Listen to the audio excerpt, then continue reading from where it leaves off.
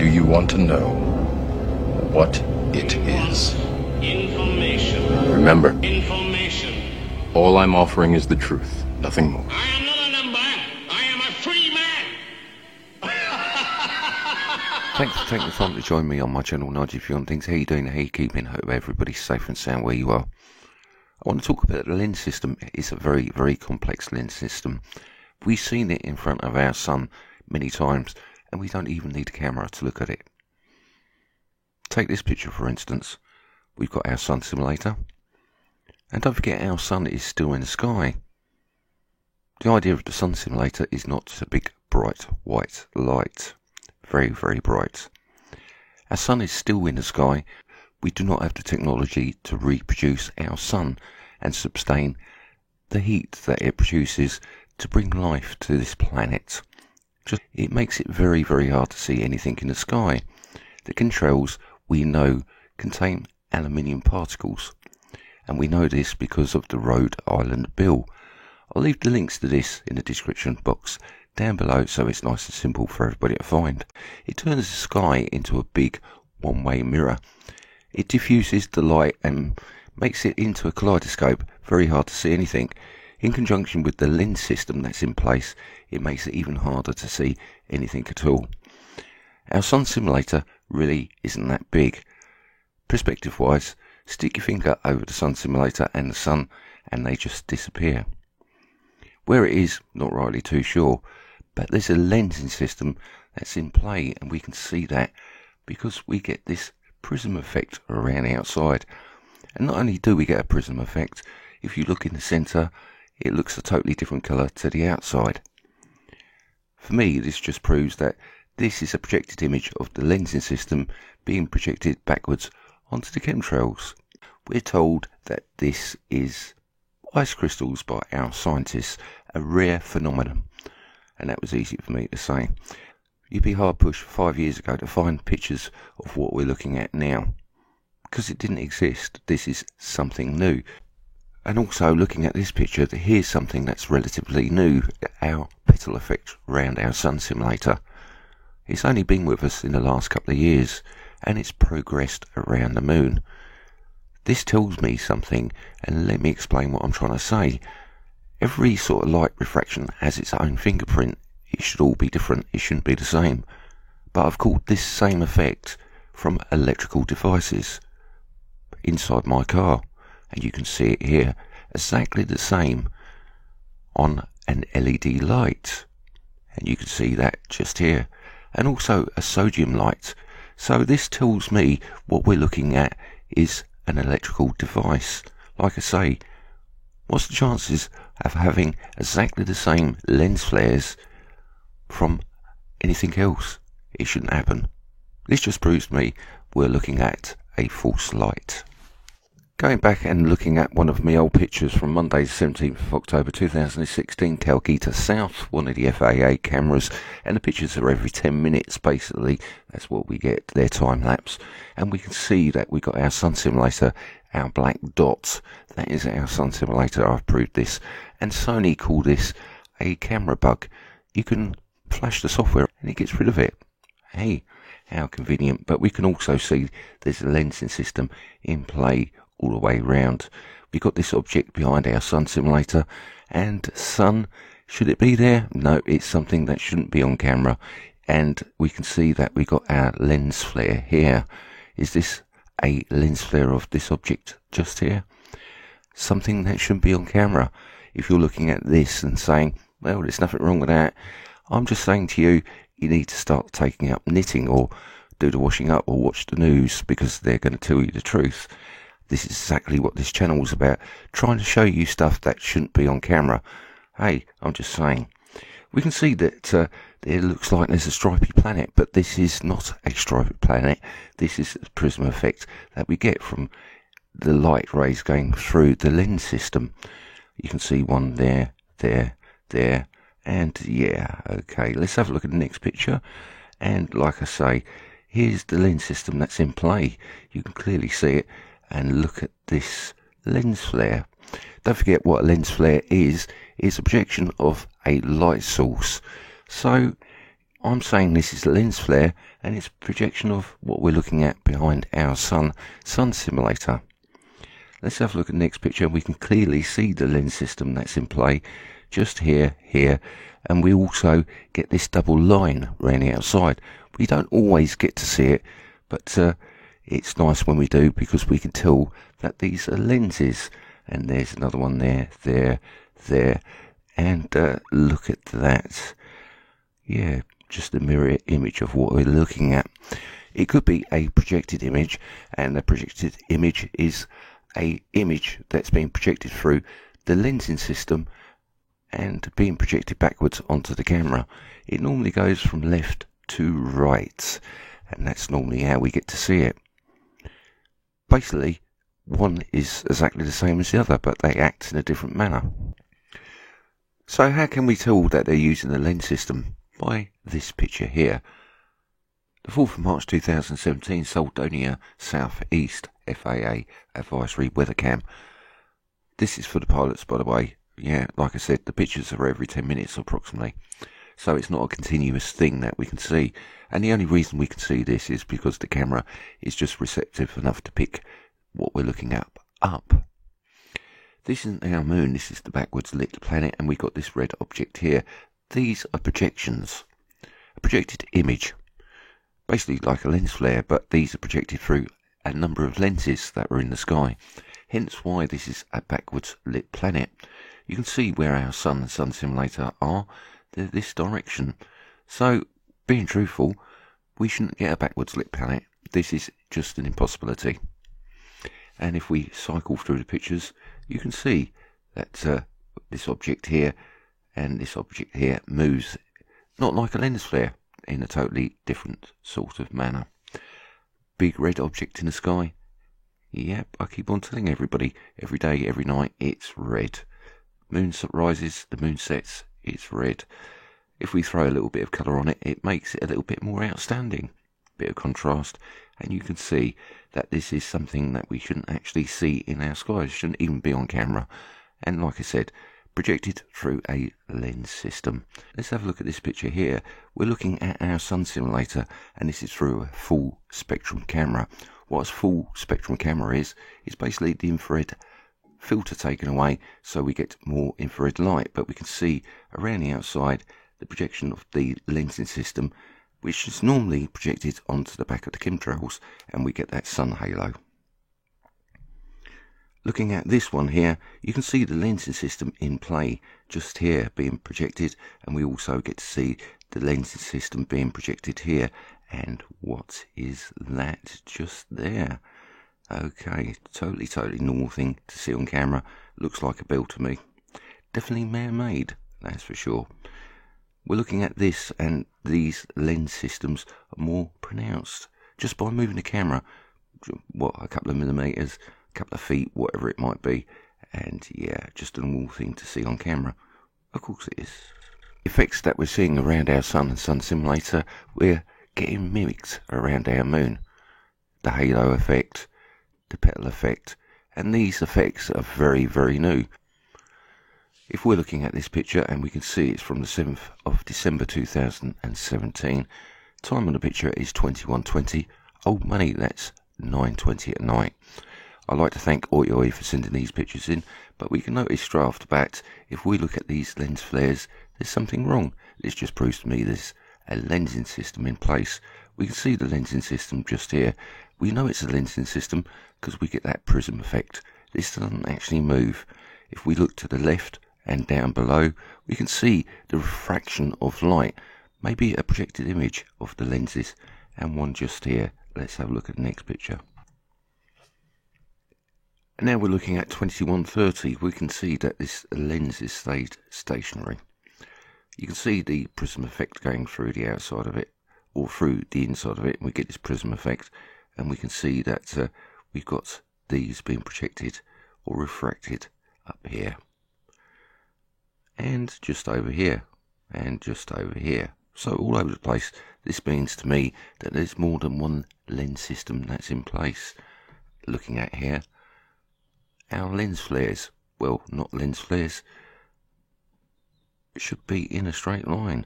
If we know anything about lens flares, our light source goes right or left. Say it goes right, and it will project around 180 degrees in the opposite direction, because that's what lens flares do. 2140, we can see that we're starting to get our lens flares in a line. These are starting to line up. Here is a lens. It does look like a stripy planet, I've got to give you that. And when I first started running my channel, I really did get confused looking at these lens systems, thinking they were planets. Anyway, what I want to do is show you something in a minute. We're just going to have a look at one more picture. Here's a picture from 2150. We can see our lens flares are in a straight line here, and these two have come together. Another lens system just here, another lens system just here. What I would like to do is show you something that collaborates exactly what we've been talking about, and we're going to see this from Jeff P. But I posted this like a year ago. Now, we have the same celestial body. I'm going to say it's coming up white because the camera is basically going to night vision mode. Watch the rising moon split into 3 parts as it's rising through. I'm going to grow that up. You look at this. That right there is the overlay of the 1, 2, 3 lenses as it passes through the 3 lenses. I'm going to continue playing this now. You guys see that? Well, that's impossible, really. Yeah. I mean, let me rewind that. Anybody that missed this, this is supposed to be the moon. This is a time-lapse camera in near the Jandacote Air Base about a year ago. What? You just happened to time it passing through this object. Okay, here it goes.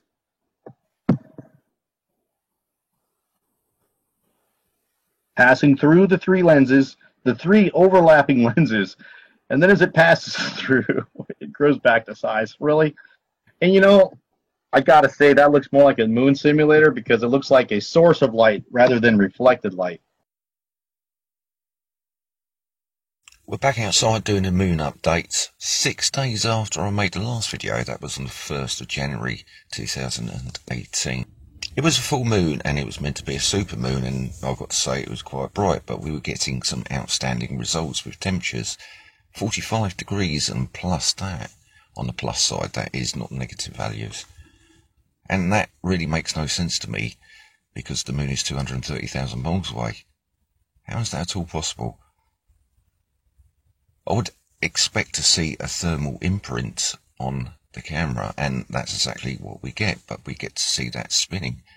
And I've analysed that footage. I've been looking closely at the footage that I got from the 1st of January. It was a full moon, a super moon. I've zoomed it in and slowed it down, and I've found something quite interesting I need to show everybody. As you can see, the 3 red dots here indicate that the temperature is 133 degrees at that particular moment in time.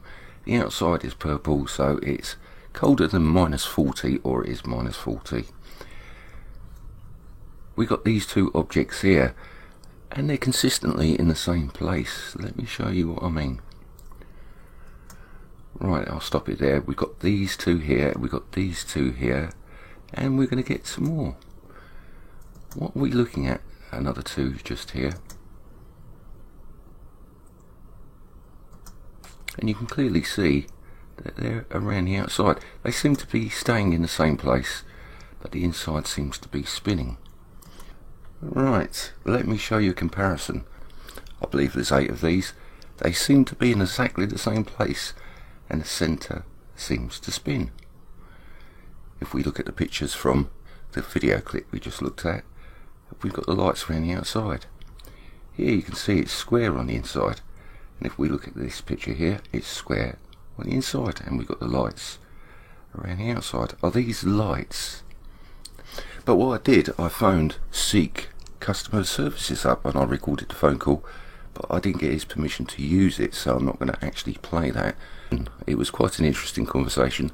I did ask the man if he thought it was possible that I could get a temperature from the moon, and he went, it is a total impossibility for me to measure a temperature off the moon through these crosshairs. I said, would we get a thermal imprint of the moon? He said, yes, we would. He was very perplexed about what I was talking about, and I could hear him scratching his head. Don't forget, we're not looking at a conventional picture. This is a picture made up of heat, and the camera puts it all together and makes it into a picture that we can understand.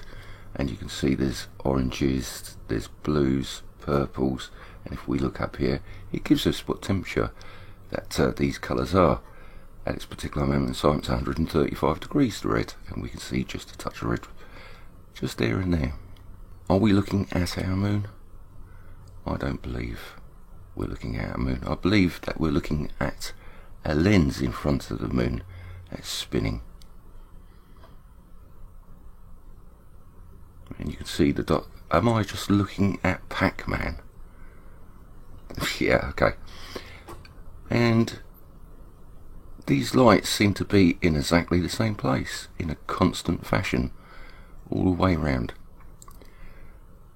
And there seems to be a total of 8. So when something becomes extremely consistent, especially on a thermal camera, it really starts to make me wonder what we're looking at. And I don't believe that for a second is our moon. It's something that's spinning in front of our moon. And Pac-Man again. Right, I need to just sum this up. I'm looking at something that's artificial, and the reason I'm going to say what I'm going to say and my diagnosis of this is because we're using a thermal camera. And a thermal camera works on heat. You can't get abnormalities. The picture is built up of different heat signatures. So on a thermal camera, for these objects to be here consistently, time after time, in the same place, that means that they're there. Are we looking at some sort of alien technology? Because when people say to me, well, I can see the moon when I look at it through the telescope, or I can see the sun, I can't see no objects. Well, I've shown you how they hide them. Credit goes out to the University of Rochester for this clip. I believe that this is going to show a similar sort of technology that they're using, but a more advanced system. How to hide something under your nose, right in plain sight. So basically, when you're looking at the moon, that's all you would get to see. And the same for the sun. If there was an object in place, this now will demonstrate to you how they're hiding it, I believe. By the use of mirrors and lenses. And I've shown the lens system that's in place, and I've shown the mirror system that's in place. Basically what you're looking at is misdirection, optical illusion, smoke and mirrors. So being truthful, it could be right in front of your face and you would never ever see it. I think that's a good indication of the lensing system that they've got in place. At any rate, don't take my word for it. Apparently I'm a nutter.